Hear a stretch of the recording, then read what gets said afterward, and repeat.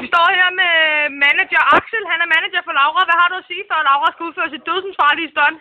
Ikke så meget, bare hun dør. Fint nok.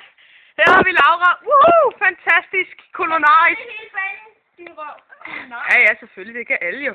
Okay, Du skal først hoppe under dødsunderspringet. Så skal hun over dødsoverspringet. Så skal hun lave snorstolen. Dødsensfarlig. Man kan godt få en kvalme. Så skal hun lave springhoppet fra en svamp. Derefter, ja, den der lille ting, den skal faktisk ramme helt derover. Og så skal, hvis hun ikke rammer, så er det dødsensfarligt. Farvel. Og bagefter skal hun tilbage. Bam, bam, bam, bam, bam, bam, bam, bam.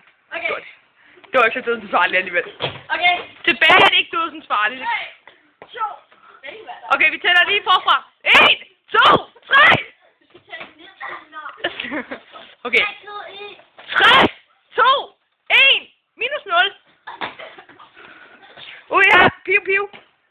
Woo! Han vinder! Kom så tilbage. Bryster.